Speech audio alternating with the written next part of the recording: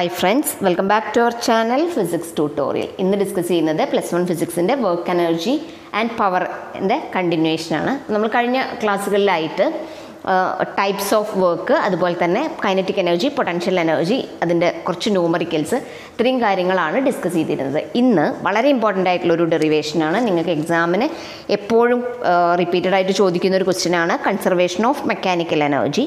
അപ്പോൾ അതാണ് നമ്മൾ സ്റ്റാർട്ട് ചെയ്യാൻ പോകുന്നത്. നന്നായി ശ്രദ്ധിച്ച് മനസ്സിലാക്കി വെക്കുക, അതുപോലെ തന്നെ ഡയഗ്രാം വരച്ച് തന്നെ പഠിക്കുക. വളരെ ഈസി ആയിട്ടുള്ള ഡെറിവേഷനാണ്, അപ്പോൾ സ്കിപ്പ് ചെയ്യാതെ പഠിക്കുക.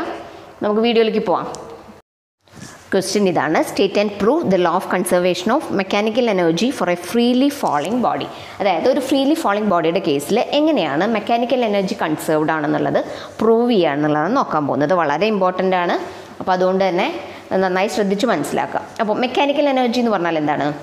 Energy possessed by a body due to its motion or position. അതായത് ഒരു ബോഡിക്ക് അതിൻ്റെ മോഷൻ കാരണം അല്ലെങ്കിൽ പൊസിഷൻ കാരണം കിട്ടുന്ന എനർജിയാണ് നമ്മൾ എന്ത് പറയുക? മെക്കാനിക്കൽ എനർജി എന്ന് പറയാം. ഓക്കെ, ഇനി മെക്കാനിക്കൽ എനർജി കാണണം എന്നുണ്ടെങ്കിൽ അത് that will be the sum of kinetic energy and potential energy. അപ്പോൾ ടോട്ടൽ എനർജി എന്ന് പറയുന്നത് എന്തായിരിക്കും? Sum of kinetic energy and potential energy ആയിരിക്കും.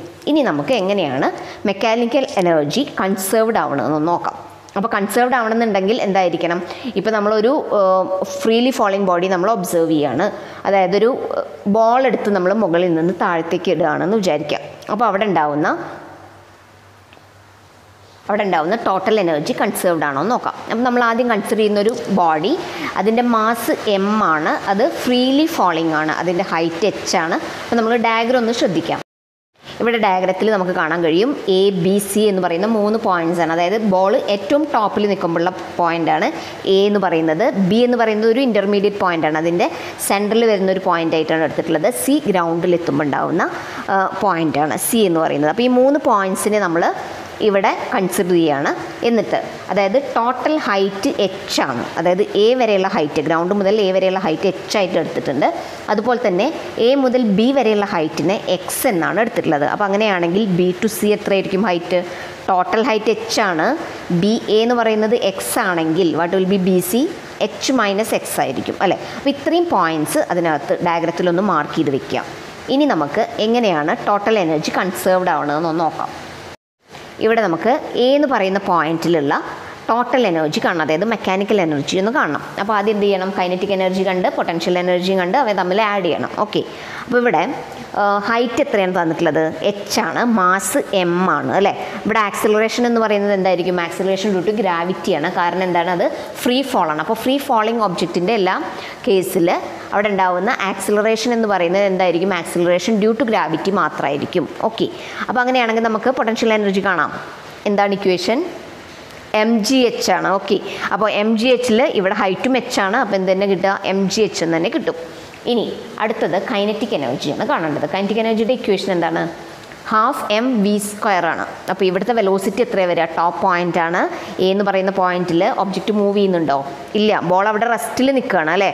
ഏറ്റവും ടോപ്പ് പോയിന്റിൽ എന്തായിരിക്കും? അവിടുത്തെ വെലോസിറ്റി 0 ആണ്. അപ്പോൾ അങ്ങനെയാണെങ്കിൽ കൈനറ്റിക് എനർജി എത്രയായിരിക്കും കിട്ടുക? Yes, that is 0. Total kinetic energy 0 ആണ്. അപ്പോൾ ഇനി ടോട്ടൽ എനർജി കാണാമല്ലോ. എങ്ങനെ കാണാം? Kinetic energy plus potential energy. അപ്പോൾ എന്ത് കിട്ടും? mgh പ്ലസ് 0, അതായത് mgh ആണ് A എന്ന് പറയുന്നുണ്ട് പോയിന്റിലുള്ള ടോട്ടൽ മെക്കാനിക്കൽ എനർജി എന്ന് പറയുന്നത്. ഇനി പോയിന്റ് B കൺസിഡർ ചെയ്യാം. ബിയുടെ പ്രത്യേകത എന്താണ്? അതിലുള്ള ഹൈറ്റ് എത്രയാണ്? h മൈനസ് x ആണ് ഹൈറ്റ്.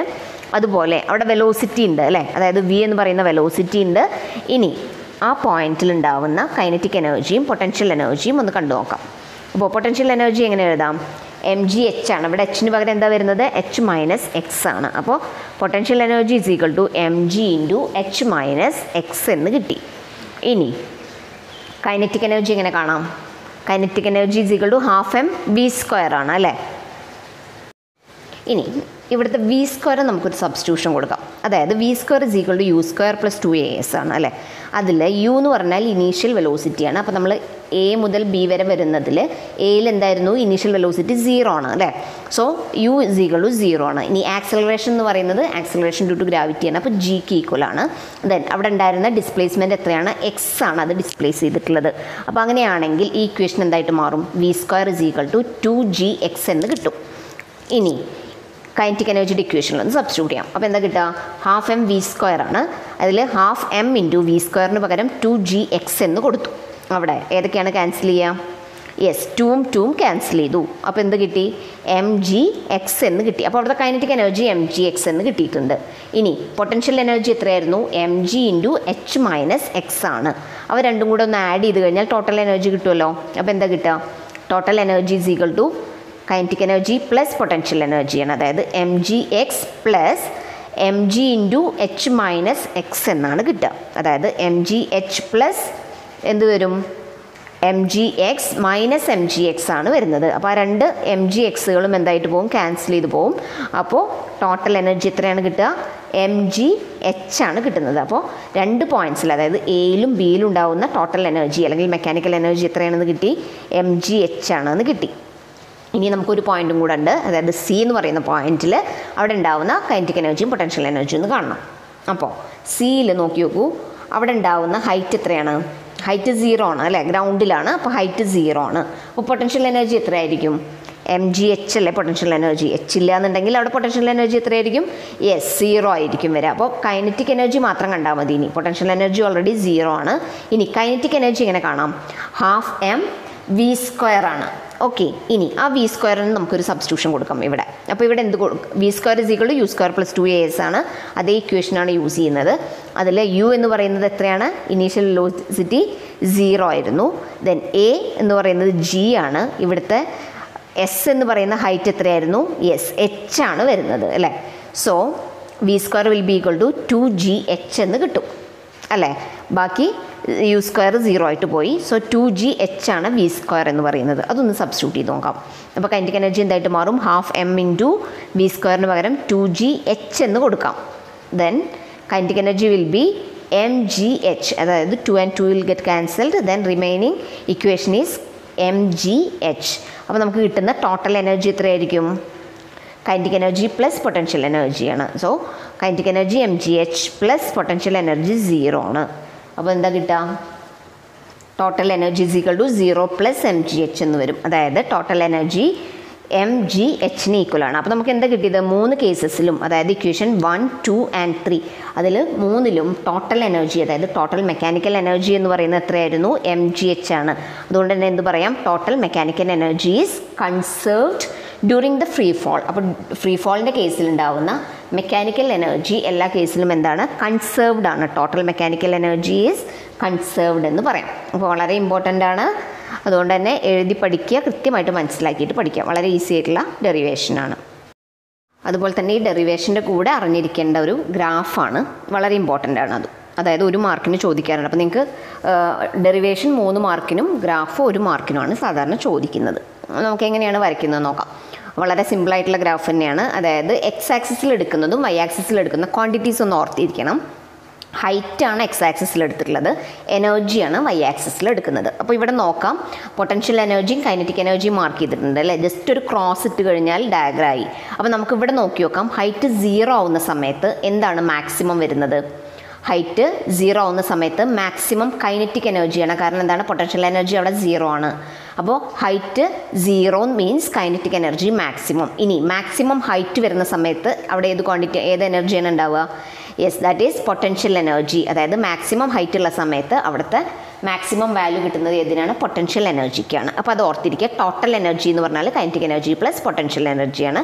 സോ ഇതാണ് ഒരു ഫ്രീലി ഫോളിംഗ് ബോഡിയുടെ കേസിലുണ്ടാവുന്ന ഗ്രാഫ്. കൈനറ്റിക് എനർജിയുടെയും പൊട്ടൻഷ്യൽ എനർജിയുടെയും ഗ്രാഫാണ്. അതായത് മെക്കാനിക്കൽ എനർജി എങ്ങനെ ഗ്രാഫിക്കലായിട്ട് റെപ്രസെൻറ്റ് ചെയ്യാമെന്ന് ചോദിച്ചാൽ ഈ ഡയഗ്രാമാണ് വരയ്ക്കേണ്ടത്. ഓക്കെ, അപ്പോൾ അതൊന്ന് ഓർത്തിരിക്കുക.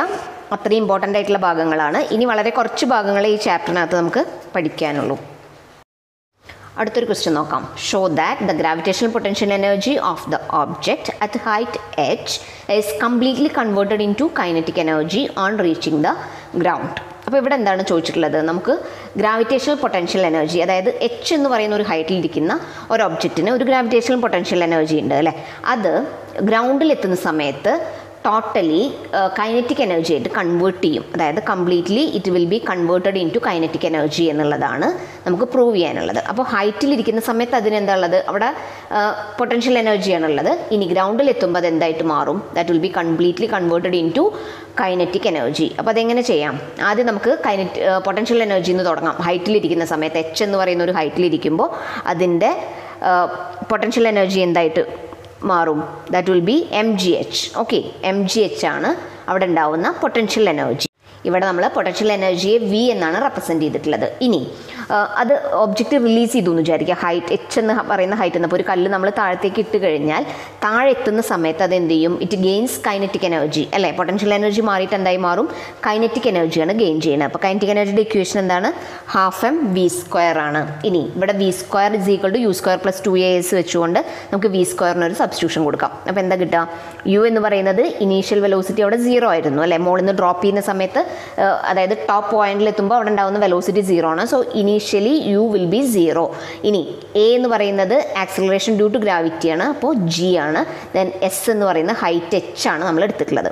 അപ്പോൾ എന്ത് കിട്ടും? v² = 2gh എന്ന് കിട്ടും. ഇനി കൈനറ്റിക് എനർജിയിൽ സബ്സ്റ്റിറ്റ്യൂട്ട് ചെയ്യാലോ. അപ്പോൾ എന്താ കിട്ടുക? k = 12m × 2gh എന്ന് കിട്ടും. 2 and 2 വിൽ ഗെറ്റ് ക്യാൻസൽഡ്. നമുക്ക് കിട്ടുന്ന ആൻസർ എന്താണ്?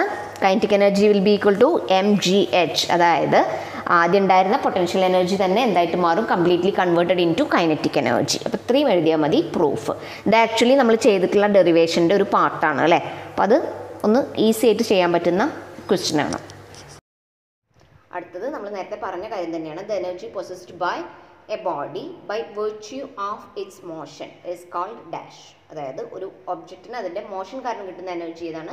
Kinetic energy. അടുത്തത് the energy possessed by a body by virtue of its position or configuration, അതാണ് പൊട്ടൻഷ്യൽ എനർജി. അപ്പോൾ എന്താണ് പൊട്ടൻഷ്യൽ എനർജി എന്നുള്ളത് ഡെഫിനേഷൻ ചോദിച്ചിട്ടുള്ളതാണ് ക്വസ്റ്റ്യൻ പേപ്പറിൽ, പ്രീവിയസ് ക്വസ്റ്റ്യൻ പേപ്പറിൽ ചോദിച്ചിട്ടുള്ള ഒരു കാര്യമാണ്. അപ്പോൾ എങ്ങനെയാണ്? The energy possessed by virtue of its position or configuration of a body is called potential energy. അതുപോലെ തന്നെ a body at a height h above the surface of earth possesses dash due to its position. അതായത് അവിടെ ഉണ്ടാവുന്നത് ഏത് എനർജിയാണ്? ഒരു ഹൈറ്റിൽ ഇരിക്കുന്ന ഒബ്ജക്റ്റിന് കിട്ടുന്ന എനർജി ഏത് എനർജിയാണ്? അതായത് പൊട്ടൻഷ്യൽ എനർജിയാണ് അല്ലേ? അതിൻ്റെ പൊസിഷൻ കാരണം കിട്ടുന്ന എനർജി എന്ന് പറഞ്ഞാൽ എന്താണ്? That is potential energy. Hope it is clear to you. Now we can conclude the video. If you like the video, please like, share and subscribe. Thanks for watching.